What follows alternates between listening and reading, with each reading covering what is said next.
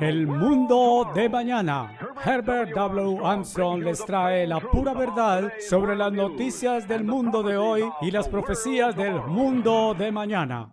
Saludos amigos, este es Herbert W. Armstrong con las buenas noticias del mundo de mañana.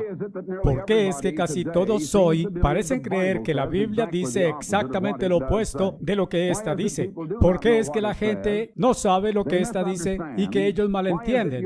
¿Por qué es que usted no ha estado oyendo el Evangelio de Jesucristo? Usted ha estado oyendo un mensaje acerca de Cristo, un Evangelio de hombre acerca de Cristo, pero no el Evangelio de Cristo que Él predicó.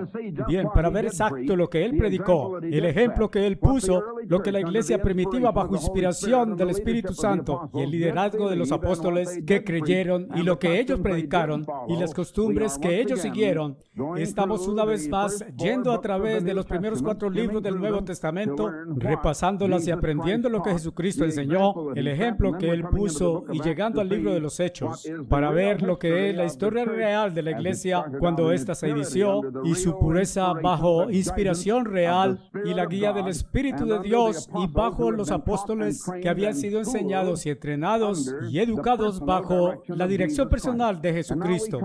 Ahora vengamos a Marcos al 3er capítulo y comenzando con el verso 3, escuchen, vamos a ver algo un poco inusual justo ahora. Van a tener ustedes algunas sorpresas. Escuchen, Jesús con sus discípulos se acercaron al mar. Bien, usted siempre ha supuesto que Jesús vino a intentar hacer el mundo salvo, que Jesucristo buscó las multitudes, que los predicadores hoy cuando usan sus métodos ruidosos, gran derroche hace publicitando todo en truculenta psicología para atraer gran multitud y gran audiencia que están simplemente siguiendo la costumbre puesta por Jesucristo. Jesús mismo no intentó atraer multitudes, mejor él huía de ellas. Ven ustedes que Jesús era Dios en carne humana. Era Dios cambiado a hombre. Bien, había otra persona de Dios, el Padre, que estaba en el cielo mientras Él estuvo en la tierra. Y Él había estado con el Padre desde la eternidad. Y todas las cosas fueron hechas por Él, y sin Él nada fue hecho que fuera hecho. Pero Él se volvió humano, y por el más grande y maravilloso propósito. Pero no era su propósito intentar salvar al mundo, ni ha sido este hasta ahora, tan extraño como puede parecer. No hay alguna contienda en curso entre Jesucristo y el diablo. La mayoría de la gente parece pensar que Dios está desesperadamente haciendo lo que mejor puede para lograr salvar este mundo. Pero pobre Dios que ha estado perdiendo, y el diablo está superando a Dios, que el diablo es más fuerte que Dios, y que el diablo mantiene a la mayor parte de la gente perdida, y que solo una pequeña porción es salvada. Bien, vino Jesús para que pudiera salvar al mundo y murió con el fin de reconciliar al mundo entero con Dios. Bien, Él no lo ha hecho.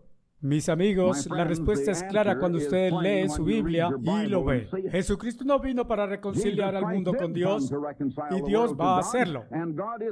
Y cuando Dios extienda su mano para salvar al mundo, Dios omnipotente lo salvará. El propósito de Dios permanece. Nadie está en competencia contra Dios. Y en verdad, el diablo solo puede hacer lo que Dios permite. Y todo lo que el diablo está haciendo es por expreso permiso de Dios. Nunca olvide eso. Dios es la parte responsable sobre todo el universo. Es lo que Él creó. Él dictó todas sus leyes. Y cada ley y cada fuerza en movimiento. Guía y controla todas aquellas fuerzas que no podrían continuar si Dios no las sostuviera y mantuviera activas y mantuviera vivas. Y Dios está en el control de ellas y las guía. Él es el supremo gobernador del universo.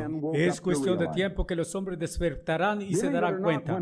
Créalo o no, cuando Jesús habló a las multitudes, siempre les hablaba en parábolas. ¿Por qué? Y vamos a venir a eso solo un poco más tarde, con el fin de cubrir el significado, puesto que ellos no pudieron entender lo que Él estaba diciendo. Él les habló en parábolas porque Él dijo que no fue dado a ellos entender. Así que Él habló en lenguaje que no pudieran entender. Los discípulos no pudieron entender.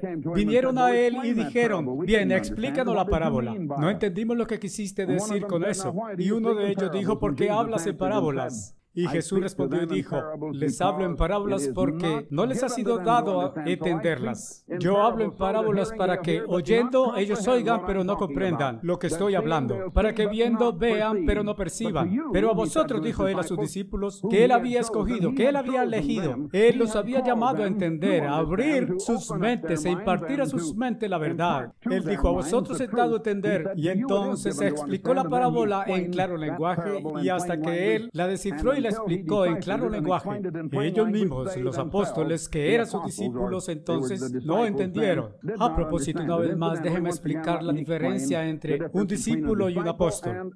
La palabra discípulo significa estudiante o aprendiz. Y mientras eran discípulos, habían de ir a la escuela, por así decirlo, y Jesucristo era su profesor, y ellos fueron a la escuela y Él les estaba enseñando.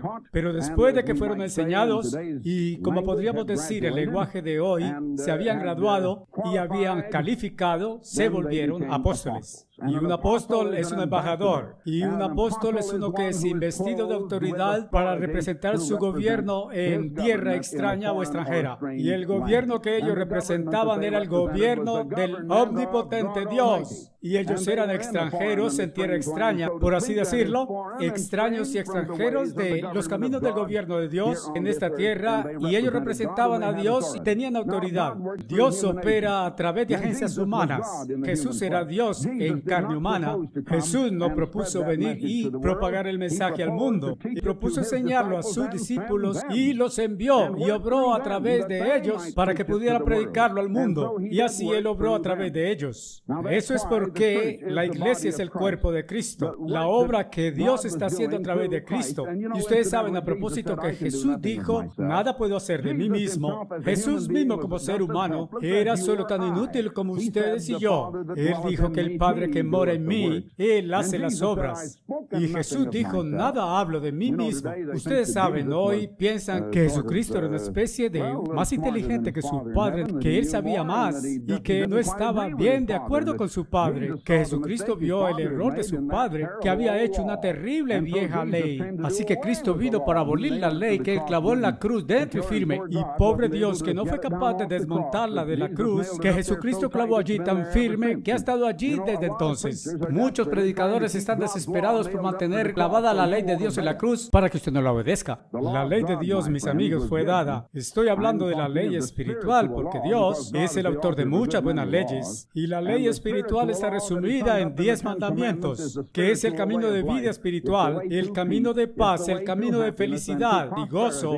Y la única razón por la que estamos en tal mundo infeliz hoy es porque está haciendo espuma de la ley de Dios, y Dios es el autor de ella, y están presentando a Jesús como si Él supiera más que su Padre, que estuviera en antagonismo con su Padre, como aquel inteligente joven que sabe más que su papá, así que Él clavó la ley de su Padre en la cruz. Oh, no, Él no lo hizo. Ustedes no han oído lo que la Biblia dice. La mayoría de ustedes nunca han leído la Biblia por sí mismos, y si ustedes soplaran el polvo de ella y la leyeran por lo que dice, y leyeran lo que esto es, y no leyeran diferentes interpretaciones en ella, se asombrarán. Bien, Jesús envió a sus apóstoles a predicar el Evangelio, y Dios había obrado en el cuerpo humano de Cristo porque era el Espíritu de Dios en Él que había hecho todo lo que Él hizo y ejecutó todos sus milagros. Y Él dijo, las obras que hago vosotros también haréis, y más grandes obras haréis porque yo voy al Padre. Y luego dijo otra vez en el Evangelio de Juan que si yo voy al Padre, os enviaré otro confortador, el Espíritu Santo.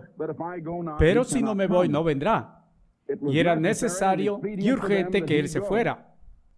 Bien, cuando el Espíritu Santo vino, era el poder del Espíritu de mente de Dios y aún la fe de Dios que había estado obrando en Jesucristo, ahora obrando en el cuerpo físico humano de los apóstoles y la iglesia. Y así la iglesia se convirtió en el cuerpo, a través del cual Dios estaba obrando. Eso es porque la iglesia es llamada el cuerpo de Cristo. Y es el cuerpo de Cristo único que ejecuta la palabra, la misión de Cristo. Y Dios ha dado a Cristo la obra que hacer. Y Jesucristo enseñó a sus discípulos y los ordenó como embajadores y como apóstoles, y les dio una obra que hacer y les dio una comisión.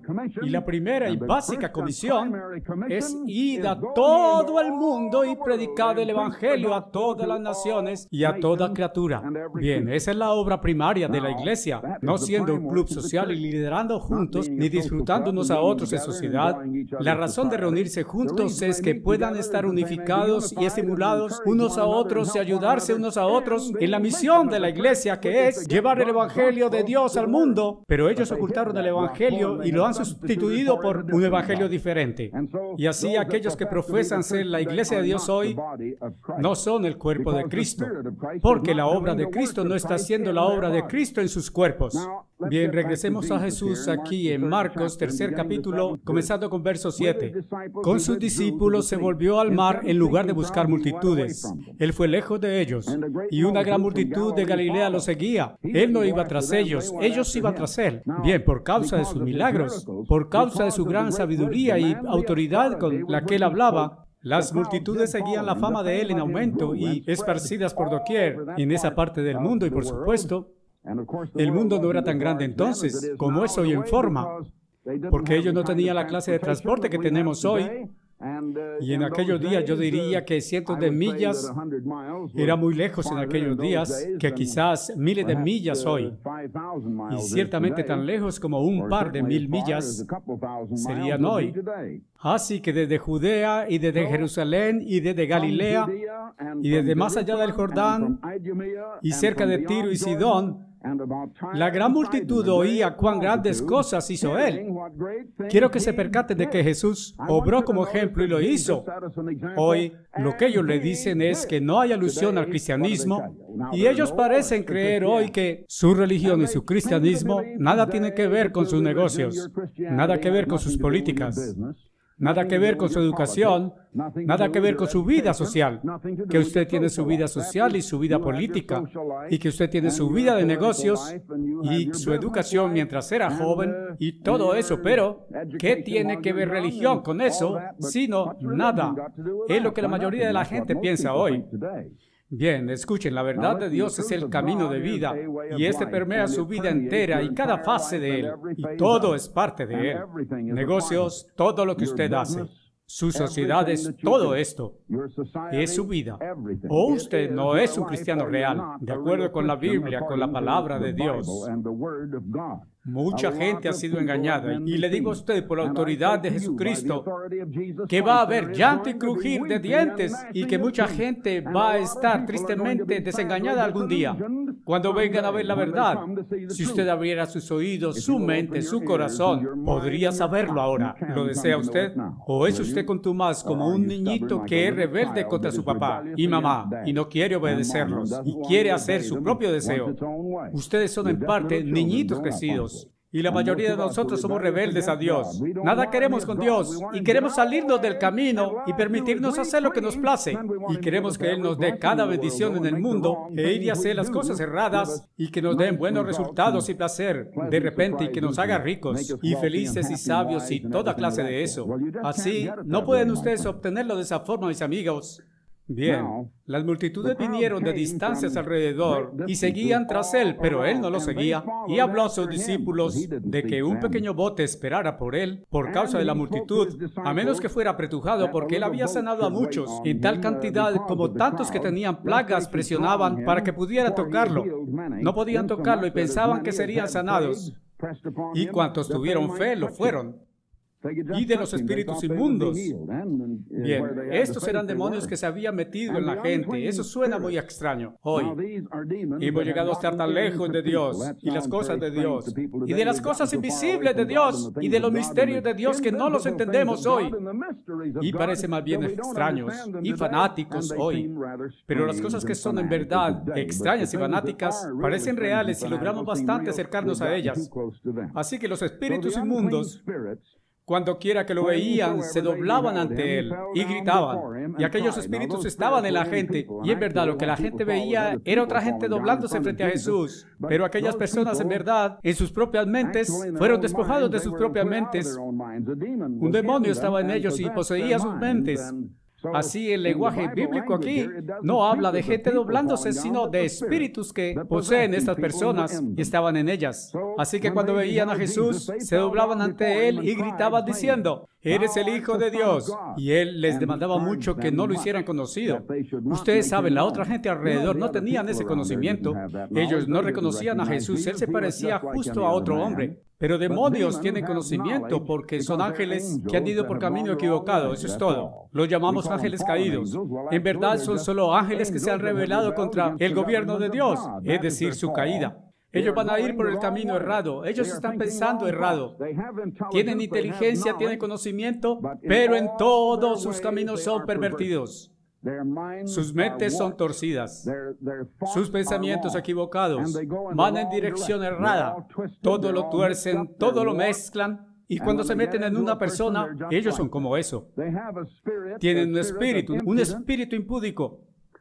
Y cuando quiera que usted se encuentre con un poseído, especialmente si usted estuviera en mis zapatos, ellos lo reconocen. Como demonio me reconocen.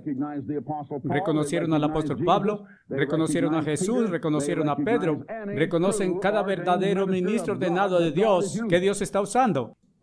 Y siempre son groseros, impúdicos. Son como niñitos que les gusta ser groseros e impúdicos.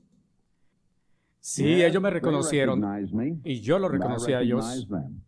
Eres el Hijo de Dios, dijeron. Supieron quién era Él, pero mucho les encargó que no lo hicieran conocido. Ellos tuvieron que obedecer cuando Él les dio una orden directa, aunque ellos eran rebeldes. Ahora, en lugar del verso 13 de Marcos, continuemos donde llega el capítulo 6 de Lucas, que está registrando exactamente la misma cosa. Y quiero introducirme en la narración de Lucas aquí, comenzando con el verso 12. Aparentemente narra la misma cosa idéntica. Y sucedió que en aquellos días que Jesús ingresó a un monte para orar. Ustedes saben, mis amigos, ustedes leen que Jesús fue tentado en todos los puntos, como nosotros, aunque Él era sin pecado. Bien, la definición bíblica de pecado es rebelión contra Dios, desobediencia de Dios. En otras palabras, transgresión de la ley.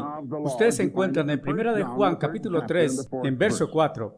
Dios es el supremo regidor, la más grande verdad en la Biblia, la verdad central en toda la Biblia, que Dios es gobernador creador, y que deberíamos someter nuestras vidas a Él, y que deberíamos desear que gobierne nuestras vidas. Y como Jesús dijo, no mi voluntad, sino sea hecha la tuya. Bien, ¿por qué? Porque la voluntad de Dios para usted y yo es felicidad y nuestro bien. La voluntad de Dios para usted y yo es que en cada momento de la vida viviéramos a plenitud. Plenitud de felicidad, plenitud de paz. Abundante, rica, interesante.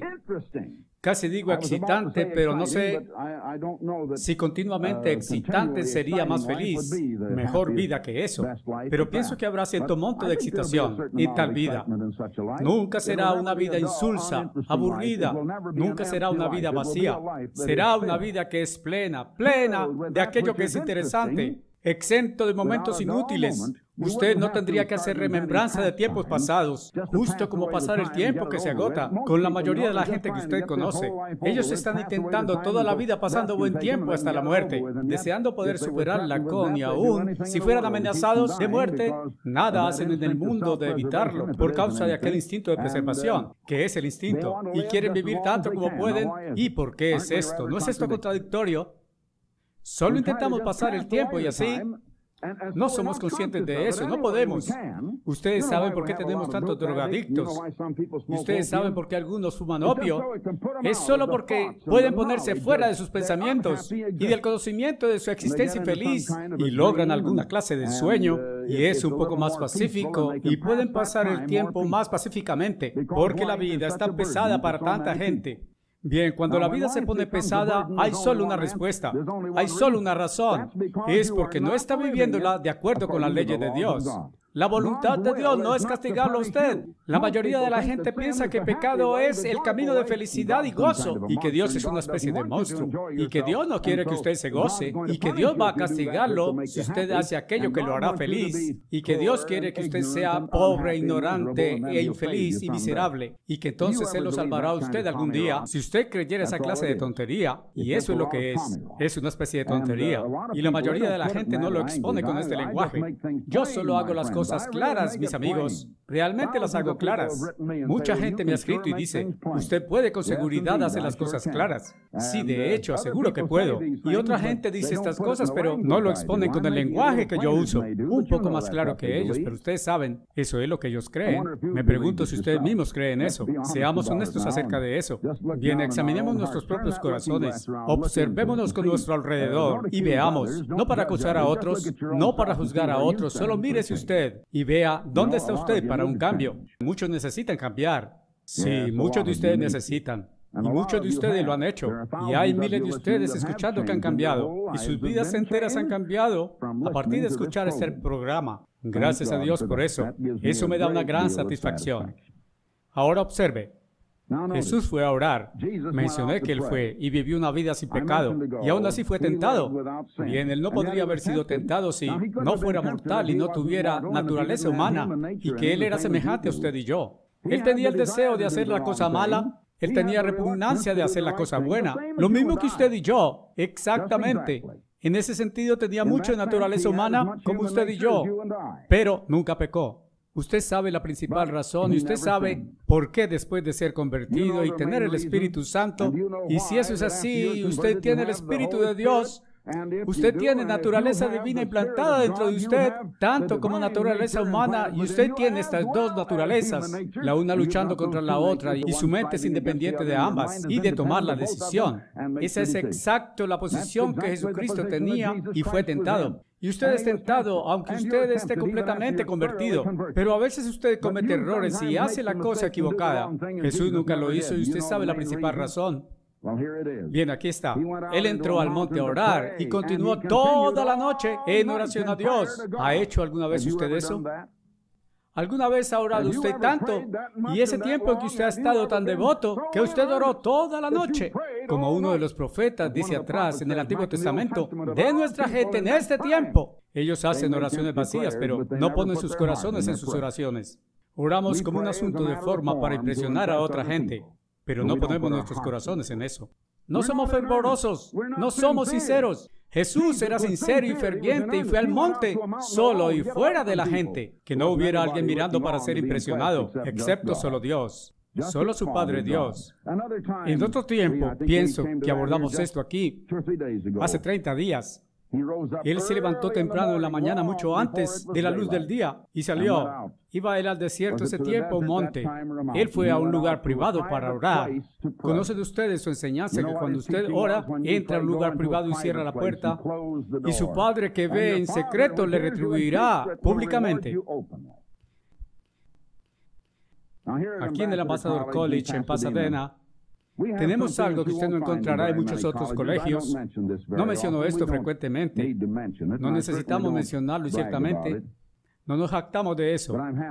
Pero soy feliz con eso.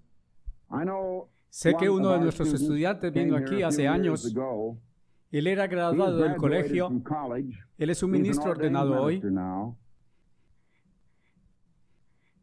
Pero cuando llegó aquí en su primer año, dijo que estaba en verdad sorprendido de que algunos estudiantes parece que se hubieran desaparecido. Más tarde aparecieron como de la nada y él no podía saber dónde habían estado. Y después de un rato empezó a descubrirlo. Y empezó a aprender que muchos de nuestros estudiantes aquí estaban orando. Esa es una razón, mis amigos, para la clase de hombres y mujeres que estamos formando en el Ambassador College. Y vecinos y gente alrededor están asombrados por ellos. Dicen que nunca habían visto tal gente joven. Y eso es porque estoy logrando la clase de ayuda al fin que necesitaba. Por muchos años me han ayudado en esta obra. No se logra fácil. Bien, ¿cuánto ora usted? ¿En verdad ora usted o hace una pequeña oración vacía y me acostaría a dormir y la hace breve para complacerse? Así que usted se va a dormir y desconecta su mente y ocupa su mente en otra cosa. ¿Es como usted hace? Quizá repite y repite las mismas viejas palabras y usted repite y repite tantas veces que nada tiene sentido. Bien, vamos a vernos con él tanto tiempo que supongo que no tendré que hacerlo hoy. El reloj avanza allí, pero les digo, mis amigos, que usted no está creciendo en ninguna vida cristiana, que usted no puede siquiera ser un verdadero cristiano en todo. No está dedicando suficiente tiempo para orar y lo están desperdiciando la mayoría de ustedes. Bien, sucedió que en aquellos días que Jesús fue al monte a orar, debo apresurarme, necesito llegar a la razón antes de que cerremos el programa de hoy. Y él continuó toda la noche en oración a Dios. Y cuando fue de día, bien, el sol había salido y era de día. Llamó a sus discípulos y escogió 12 de ellos, a quienes también llamó apóstoles. Bien, realmente no fueron llamados apóstoles hasta después. Eran ahora todavía estudiantes, pero llamó a 12 para convertirlos en apóstoles. Usted observa que él había orado toda la noche a Dios antes de hacer eso, antes de llegar al lugar, usando juicio para saber a quién llamar, a quién escoger de sus discípulos que lo habían estado siguiendo a él. Él llamó un número de discípulos. Hemos estado viendo eso en pasados programas aquí, en los previos capítulos de Mateo y Marcos y Lucas, y cómo él había llegado y cómo había llamado a este y aquel y a otro que le había dicho, sígueme. Y ellos empezaron a seguirlo. Bien, eran aquellos que lo estaban siguiendo, los 12 por los que él oró toda la noche, en lugar de confiar en sí mismo para tener sabiduría, para saber cuál es llamar. Y después de mucha comunión con Dios, después de mucha oración, tenía la sabiduría de Dios. Y Dios dice que cualquiera falto de sabiduría, que la pida a Dios, que Él da a todos los hombres ampliamente y sin reproche, y le será dado. Sé que de todos los hombres yo tenía la menor sabiduría de todos que yo supiera. Cuando vine al lugar en servicio a Dios, cuando en muchas ocasiones yo tenía que tener sabiduría y la ejercité, pero yo no tenía naturalmente, y lo supe, y descubrí que tenía que pedirla a Dios, y hallé que Dios me la dio.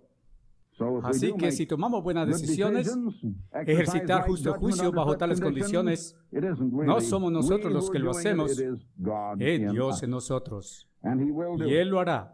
Ahora bien, Él llamó a Simón, que también se llamaba Pedro, Andrés su hermano, Santiago, Juan, y Bartolomé y Mateo, y Tomás y Santiago, hijo de Alfeo, y Tadeo y Simón el canaanita, y Judas Iscariote, que también lo traicionó. Bien, necesito que capte esto. Bien, vamos atrás a la narración de Mateo, capítulo 5. Y aquí continúa. Y viendo las multitudes, subió al monte. Y cuando se sentó, sus discípulos vinieron a él y abrió su boca y les enseñaba, diciendo, y ahora viene la sorpresa, el sermón del monte. Y él estaba enseñando a sus discípulos, no predicando a la gran multitud. Bien, antes de abordar lo mencionado, que las multitudes, que había una multitud allí. Aparentemente la multitud llegó mientras estaba predicando, pero estaba primariamente enseñando y comenzado a enseñar a sus discípulos. Y el sermón del monte son sus enseñanzas a ellos, no un sermón a la otra gente, créalo o no. Retomaré eso en el próximo programa y lo explicaré, y algunas cosas maravillosas que él dijo allí. Ustedes saben lo que ha sido reconocido como el más grande sermón jamás predicado. No fue en absoluto, en verdad, un sermón, sino solo un asunto de que Jesús hablaba a sus discípulos. Y lo que Él les dijo en el así llamado el Sermón del Monte, el más grande sermón jamás predicado, y tenía que ver con las condiciones mundiales y con el mundo de mañana. Examinémoslo. Hagámoslo en esta perspectiva.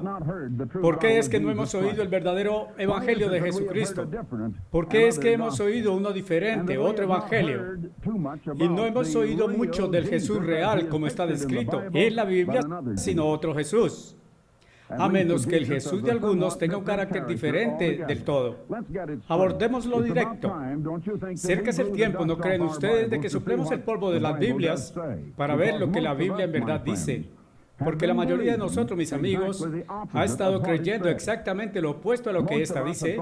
La mayoría de nosotros ha pensado que la Biblia dice lo opuesto a lo que ésta dice, Bien, en la narrativa en curso de los 4 evangelios, Mateo, Marcos, Lucas y Juan, cuentan de los eventos en la vida de Jesús, de lo que Él predicó, de lo que Él pensó y del ejemplo que Él fue para nosotros, las cosas que hizo.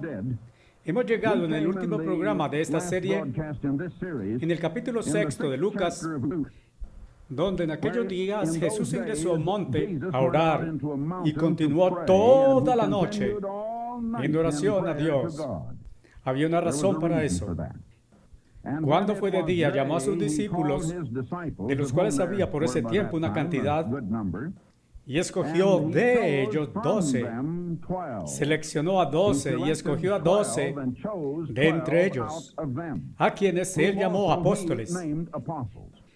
Bien, vimos en el pasado programa de esta serie donde Jesús iba caminando y vio a cierto hombre e invitó a ese hombre a seguirlo y a convertirse en discípulo. Encontró a Pedro y a su hermano pescando como pescadores y dijo, venid, seguidme. Ellos no vinieron a Jesús y dijeron, ¿podemos seguirte? ¿O nos gustaría seguirte? Hemos decidido mejor ser predicadores que otra cosa. Creemos que ese es el camino más fácil para ganarse la vida y nos gustaría elegir ese como nuestra profesión. ¿Nos permitirás volvernos tus ministros, que podamos seguirte? No dijeron eso. Más bien pensaron que querían ser pescadores. Mateo pensó que quería ser oficial de impuestos, pero Jesucristo les dijo, seguidme. Él los escogió. Ellos no lo escogieron. Así que él oró toda la noche. Y después de orar toda la noche, Jesús tuvo sabiduría y conocimiento. Había estado tan cerca de su Padre que podía actuar sin juicios cerrados y tener la sabiduría para saber exacto a quién elegiría de en medio de los discípulos y que serían los 12 que después se convirtieron en apóstoles.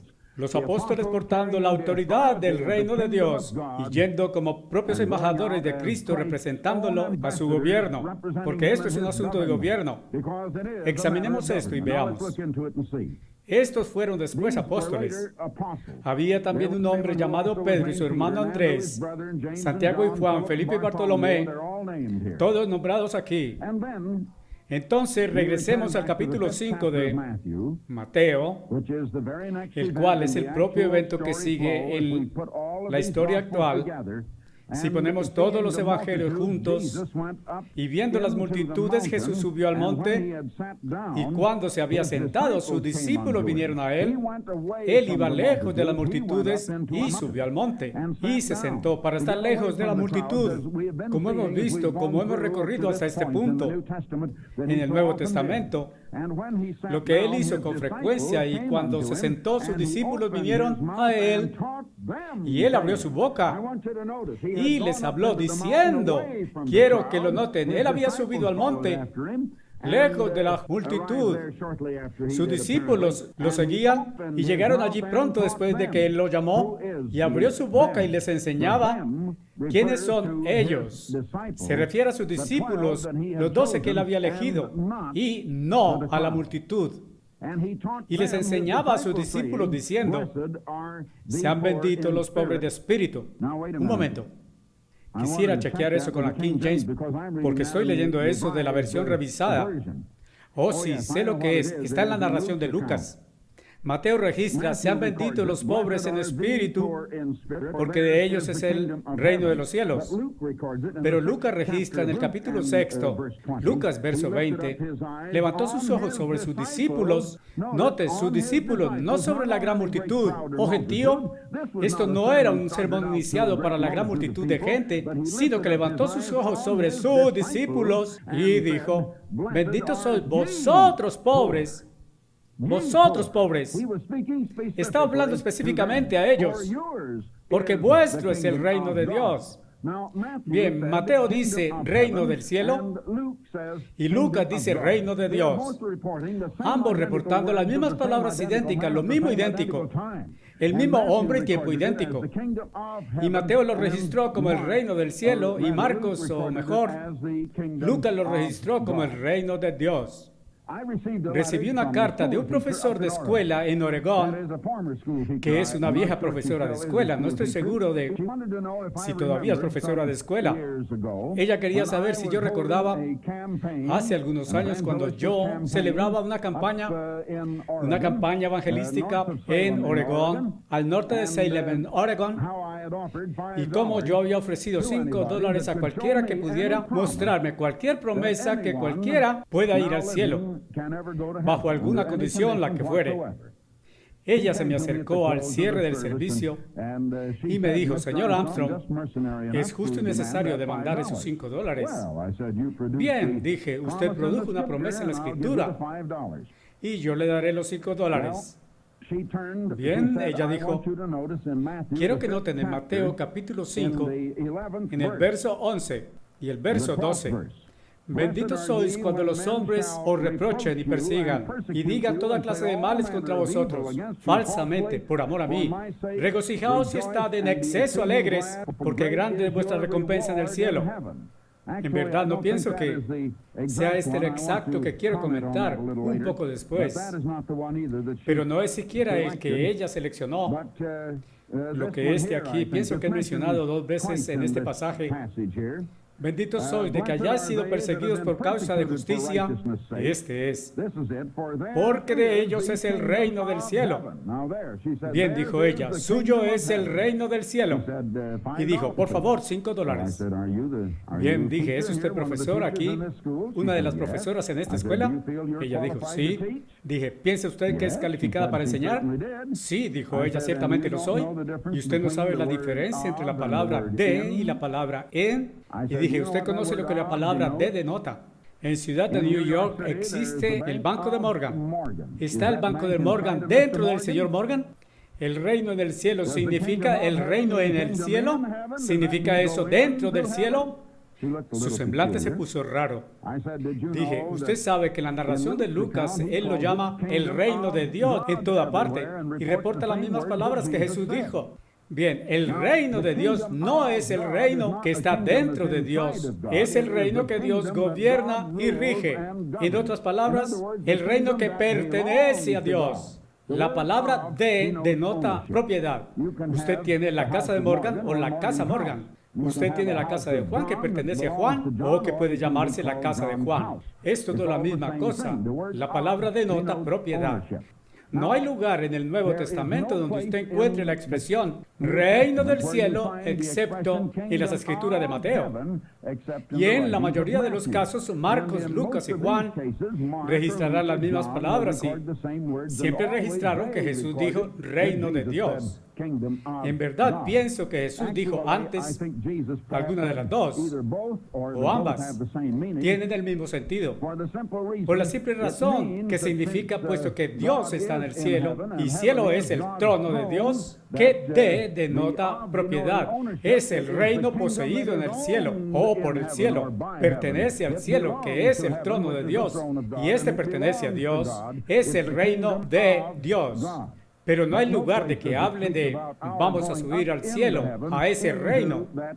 Las parábolas que podríamos posiblemente tener serían pocas de lugares en el libro de Revelación donde se está hablando en parábolas y en una visión que Juan vio y aparentemente fue llevado al cielo donde vio cosas, pero lo que él vio en la visión, que era solo una visión, y lo que él vio era solo algo en una visión que representa eventos reales que tienen lugar en la tierra, no en el cielo. Pareció ver los eventos en el cielo, pero los eventos cuando tienen lugar en la tierra. Bien, Jesús dijo, ningún hombre ha subido al cielo, sino el que descendió del cielo, el mismo Hijo de Dios. Bien, ¿dijo Jesús una mentira? ¿O hubo alguien que ascendió al cielo? Bien, sabemos que David va a estar en el reino de Dios. Déjeme solo darle 2 de 3 escrituras aquí, muy rápido. Den la vuelta para ver capítulo 37 de Ezequiel. Y aquí tenemos, déjenme ver, abajo aquí en verso 24, David, mi siervo será rey sobre ellos. Está hablando de resurrección de Israel y Judá juntos serán reunidos en el tiempo después de la segunda venida de Cristo. Y en el reino de Dios, en el tiempo en que el reino de Dios gobierna la tierra, al comienzo del reino de 1000 años con Cristo, dice aquí en verso 24, y David, mi siervo, será rey sobre ellos. Ellos tendrán un pastor y también ellos andarán en mis juicios y observarán mis estatutos y los practicarán. Bien, luego otra vez en el siguiente verso, y mi siervo David será su príncipe por siempre. Bien, David está muerto y todavía hay otro lugar si exploramos el verso que es, y rápido aquí, que yo tenía en mente y aparentemente no lo marqué en mi Biblia y no exactamente lo recuerdo, pero es el pasaje en que David, a quien les levantaré, mostrando que David ha de ser resucitado en ese tiempo y que Dios levantará a David de la tumba o del fondo de la tierra. Ahora volteemos aquí al libro de Hechos, en el mismo capítulo 2 de Hechos, el primer inspirado sermón predicado por el apóstol Pedro, por directa inspiración, el primero en verdad inspirado sermón predicado por alguno de los apóstoles después de la ascensión de Jesucristo. Y acerca de David, él dijo, porque David habló concerniente a Cristo, preveía yo siempre al Señor delante de mi rostro. Esto es versículo 25, en capítulo 2 de Hechos, porque Él está a mi diestra para que yo no fuera removido. Bien, veamos. Profundicemos un poco en las formas. Verso 29. Varones y hermanos, dejadme hablaros con amplitud del patriarca David, porque él está tanto muerto como enterrado. Bien, no dice que estaba, sino que está. Era una oración presente al tiempo que Pedro estaba hablando en ese tiempo. Pedro estaba hablando muchos siglos después de que David había muerto. Y él dijo que David, que él está todavía muerto y bajo tierra. El hombre no está enterrado hasta que es cubierto, hasta que es echado en el suelo y cubierto con tierra. Está enterrado en su sepulcro con nosotros hasta este día. Ahora en verso 34, Pedro aquí dijo bajo inspiración, porque David no ha ascendido a los cielos, sino que dijo, el Eterno dijo a mi Señor, siéntate a mi diestra hasta que ponga a tus enemigos bajo tus pies. Bien, David no había ascendido hasta los cielos. David ha de estar en el reino en una resurrección. ¿De dónde va a venir David? ¿Del cielo en el tiempo de resurrección? ¿Cómo es que va él a llegar hasta Palestina para estar con Cristo allí y gobernar bajo Cristo? Bien, Cristo vendrá de nuevo como Rey de reyes y Señor de señores, gobernando sobre todas las naciones. Pero una de las naciones sobre la cual Cristo gobernará es el reino de Israel. Bien, habrá un rey sobre cada nación y aquellos reyes estarán bajo Cristo, que es el rey sobre todos los reyes. Bien, ¿quién es el rey sobre aquella nación de Israel en ese tiempo? ¿Por qué David ha de gobernar sobre Israel? Es hecho claro en muchas profecías en la Biblia. Bien, ¿de dónde viene David? Si hace 1900 años, que pasaron ya entonces varios cientos de años después de que murió y estaba muerto y enterrado, y aún está enterrado. Y David no había ascendido hasta los cielos. Y Jesús dijo en ese mismo tiempo que nadie ha ascendido al cielo, sino el que descendió del cielo, el mismo Hijo del Hombre. ¿Cómo es que David va a introducirse en el reino si no está en el cielo? ¿De dónde va a venir él? Bien, volteen a 1 Tesalonicenses, capítulo 4. Y aquí Pablo está diciéndoles que no fueran ignorantes a los tesalonicenses. Hermanos, concerniente a aquellos que duermen, y los tenemos muertos, por supuesto. Pienso que algunos hoy se mofarían de Pablo y lo llamarían un alma dormidora, porque él usaba la palabra dormir. Bien, justo estoy leyendo esto de la Biblia. Así que no me acusen de ser un alma dormidora. Estoy leyendo esto de la Biblia. Entonces, que están dormidos significa aquellos que están muertos.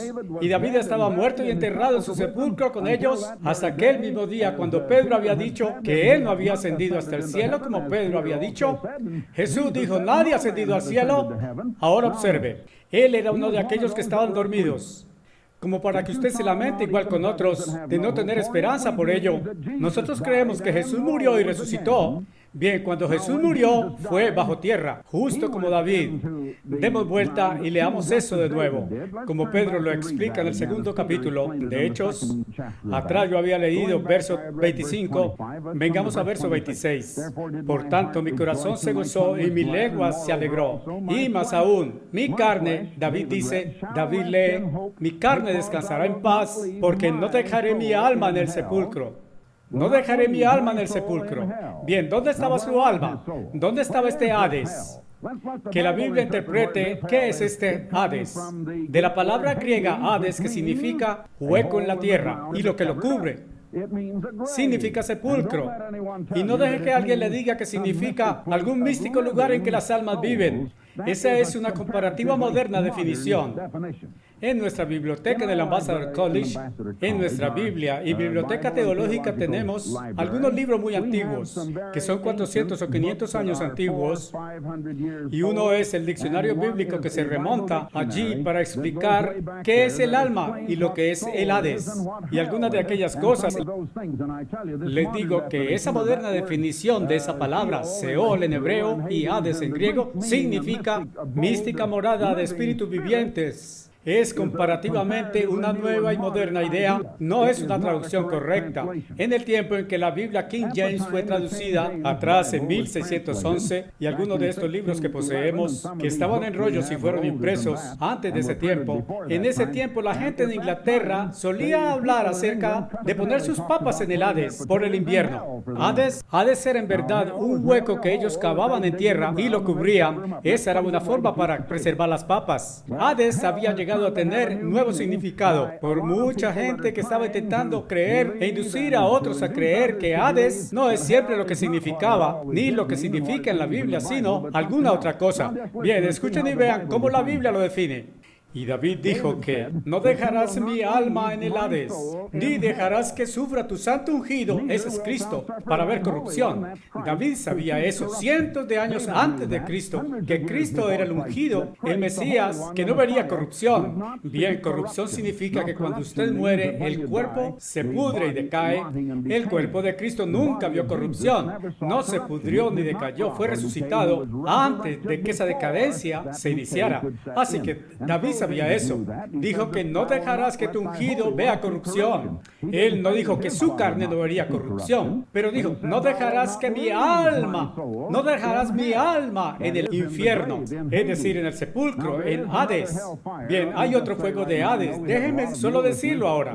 Bien, sé que tenemos muchos nuevos escuchas que van a decir, pero Jesús no habló acerca del fuego del Hades. Sí, así es. Pero donde Él lo hizo, mis amigos, recuerden que el Nuevo Testamento fue escrito en lenguaje griego y no en inglés. Donde Él usó la palabra infierno, estaba citando de otra palabra griega que es Gehenna y que es Hades. Hay tres palabras griegas que son todas traducidas Hades en nuestras traducciones de inglés americano, y de algún modo la mayoría de ellas en la King James especialmente, y cada una de aquellas palabras griegas tiene significados diferentes. Bien, Hades significa sepulcro, que es la palabra usada aquí.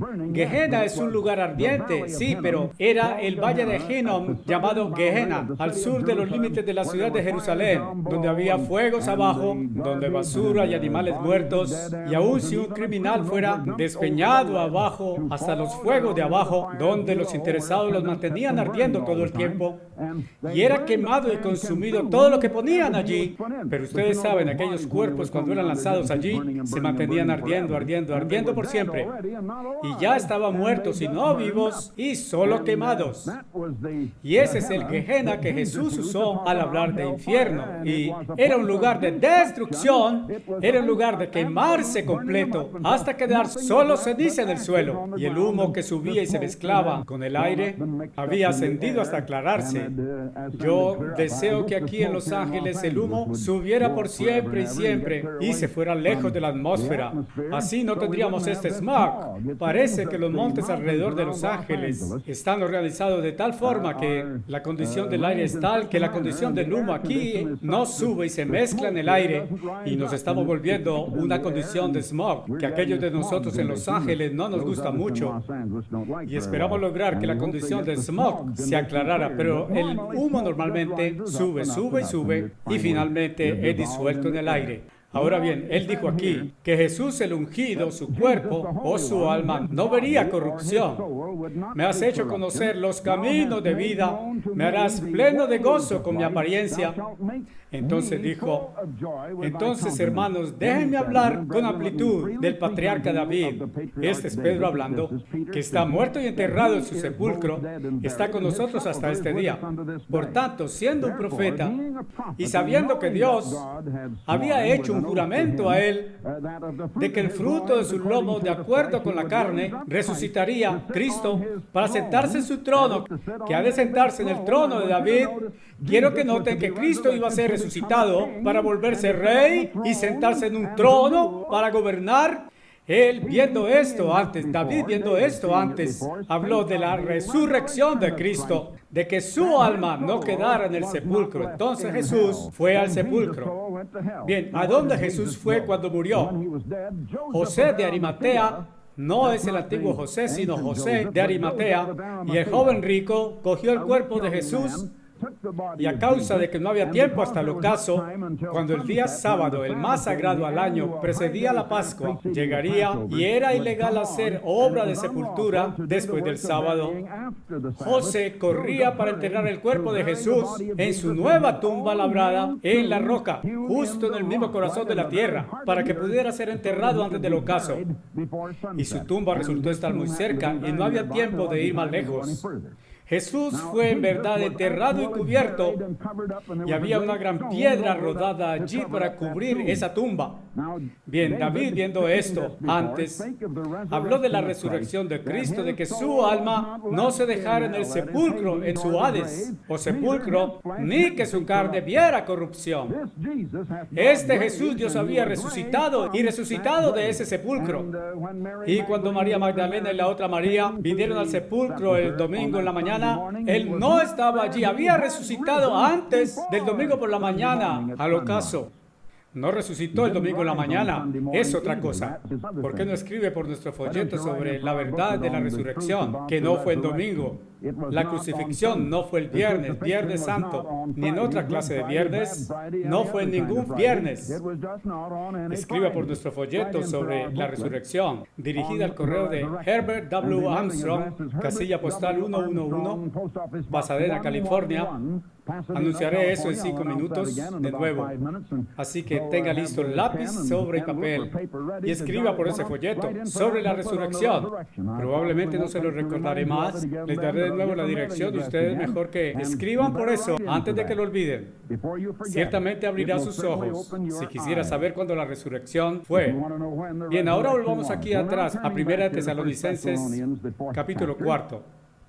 Porque si creemos que Jesús murió y resucitó, y Jesús fue al sepulcro el miércoles, pero su cuerpo no quedó en el sepulcro y no vio corrupción, él resucitó después de 3 días y 3 noches, y su cuerpo no vio corrupción, y murió y resucitó. Resucitar es ir arriba, no abajo. Descender es venir abajo y resucitar es ir arriba. Y Jesús fue hacia arriba, subió de la tierra. Jesús murió y resucitó. Asimismo, bien, asimismo significa de la misma forma, al morir y al resucitar o subir de la tierra. Aquellos también que durmieron en Jesús, es decir, otros que están dormidos, y David estaba dormido y David estaba muerto y enterrado, y su sepulcro estaba entonces hasta aquel día, igual entonces dormido, y a Jesús Dios traerá con él. ¿Cómo? Trayéndolos de la tierra. No dice trayéndolos del cielo. Ahora adelantemos un poco y usted verá exacto cómo es. Por esto os digo, por la palabra del Señor, que nosotros que estemos vivos y permanezcamos hasta la venida del Señor, es la segunda venida de Cristo. Esto fue escrito después de que Cristo ya había estado en la tierra y había ascendido al cielo, y no ha regresado aún, así que está por venir. Los que estemos vivos y permanezcamos hasta la venida del Señor, no provendremos, o mejor, precederemos los que están dormidos, o mejor significa aquellos que están muertos. Si usted no lo está, una especie de alma dormidora. Me gustaría que usted entendiera que significa aquellos que están muertos. Porque el Señor mismo descenderá. Bien, Él ascendió y fue al cielo, se levantó y salió de la tierra. Ahora va a descender del cielo. Y Jesús dijo, si me fuere, volveré otra vez. Él se elevó desde el monte de los olivos y los discípulos estaban allí con Él. Él se elevó por completo en el aire, en una nube, la que lo cubrió y lo envolvió, y entonces la nube comenzó ascendiendo a lo largo del cielo, y los discípulos comenzaron a mirar arriba en el cielo, al tiempo que vieron la nube que iba, y un ángel dijo, varones de Galileos, ¿por qué mantenéis aquí viendo arriba en el cielo? Este mismo Jesús que habéis visto llevado al cielo, así vendrá de la misma manera como lo habéis visto ir. Él estaba subiendo y Él descenderá, pero en la misma forma como uno de aquellos filmes en reversa. Él viene en las nubes y todo ojo le verá, y Él vendrá justo abajo de las nubes y se asentará en el monte de los olivos ese mismo día, porque el Señor mismo descenderá. Es venir Él abajo como Él subió, con el grito o la voz de la trompeta de arcángel de Dios. Eso es cuán secretamente viene Él, cuando nadie va a oír o ver algo de eso. Dice aquí que viene con grito, con voz de arcángel, con la trompeta de Dios, y los muertos en Cristo que no descenderán del cielo con Él. No existe del cielo, no hay hombre que haya ascendido al cielo, sino que los muertos en Cristo se levantarán. Primero Jesús está descendiendo, viniendo abajo a los muertos que están levantándose. Entonces pujaremos vivos y permaneceremos. Seremos tomados de la tierra juntos con Él en las nubes al encontrar al Señor en el aire. Él está viniendo, y esa palabra encontrar, las palabras originales griegas, significa encontrarse con alguien que viene y dar un giro y venir justo abajo con Él y encontrarnos con el Señor en el aire para que siempre estemos con Él. Bien, ¿a dónde vamos desde allí? Eso no nos dice allí, solo nos deja justo allí. Pero si dan vuelta al capítulo 4 de Zacarías y ustedes leen aquí, he aquí el día del Señor viene y Jerusalén espoliada será dividida en dos y se juntarán las naciones contra Jerusalén en la batalla, etc. Y en verso 4 dice, sus pies se asentarán en aquel día sobre el monte de los olivos. El mismo día que viene, sus pies se asentarán en el monte de los olivos. Esa es la forma como Él fue desde el monte de los olivos. Y los muertos se levantarán de sus sepulcros. Eso es donde ellos están, no arriba en el cielo. Bien, no hemos llegado lejos en ese así llamado sermón del monte, donde Jesús enseñaba a sus discípulos. Lo retomaremos mañana. Solo tengo unos segundos para cerrar.